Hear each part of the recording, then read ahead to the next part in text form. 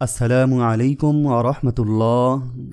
5টি লক্ষণ যা বোঝায় আল্লাহ আপনার সাথে কথা বলতে চান। আল্লাহ যখন বান্দার সাথে কথা বলতে চান তখন তা সরাসরি কথোপকথনের মাধ্যমে নয়, বরং বিভিন্ন মাধ্যম এবং লক্ষণের মাধ্যমে ইঙ্গিত করেন। এই ভিডিওতে 5টি লক্ষণ উল্লেখ করা হলো যা বোঝায় আল্লাহ আপনার সাথে কথা বলতে চান। তা হলো, নম্বর 1, আপনার অন্তরে আল্লাহর স্মরণ জাগ্রত হওয়া। আপনি যদি দেখেন হঠাৎ করে আপনার অন্তরে আল্লাহকে স্মরণ করার প্রবল আকাঙ্ক্ষা জাগছে, ইবাদতের প্রতি মনোযোগ বাড়ছে বা পাপ থেকে ফিরে আসার তৌফিক অনুভব করছেন, তাহলে বুঝতে হবে এটি আল্লাহর দিক থেকে একটি ইঙ্গিত। আল্লাহ তাআলা বলেন, স্মরণ করো আল্লাহকে, আল্লাহ তোমাদেরকে স্মরণ করবেন। সূরা বাকারা আয়াত 152। নম্বর 2, কোরআন বা হাদিসের মাধ্যমে আপনার প্রশ্নের উত্তর পাওয়া। যখন আপনি একটি বিশেষ বিষয় নিয়ে চিন্তিত থাকেন এবং কোরআন পড়তে গিয়ে বা হাদিসের মাধ্যমে সরাসরি সেই বিষয়ের উত্তর পেয়ে যান, এটি আল্লাহর সাথে আপনার কথোপকথনের একটি মাধ্যম হতে পারে। নম্বর 3, আপনার দোয়াগুলো স্পষ্টভাবে কবুল হওয়া।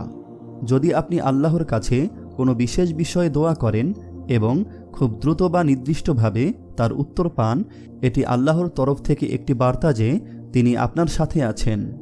আল্লাহ তাআলা বলেন, আমার বান্দারা যখন আমার ব্যাপারে তোমার কাছে প্রশ্ন করে, আমি তো কাছেই আছি। যারা আল্লাহর কাছে প্রার্থনা করে আমি তাদের প্রার্থনায় সাড়া দেই। সূরা বাকারা আয়াত 196। নম্বর 4, অশান্তির মধ্যে শান্তি অনুভব করা। কঠিন পরিস্থিতিতেও যদি আপনার অন্তরে এক ধরনের প্রশান্তি বা স্থিরতা থাকে, তাহলে বুঝতে হবে এটি আল্লাহর রহমত। তিনি হয়তো আপনাকে বলতে চাইছেন, আমার উপর ভরসা করো। আল্লাহ তাআলা বলেন, যে আল্লাহর প্রতি তাওয়াক্কুল করে তার জন্য তিনিই যথেষ্ট। সূরা তলাক আয়াত 3। নম্বর 5, জীবনের কঠিন সময়ে আল্লাহর দিকে ফিরে আসার সুযোগ সৃষ্টি হওয়া।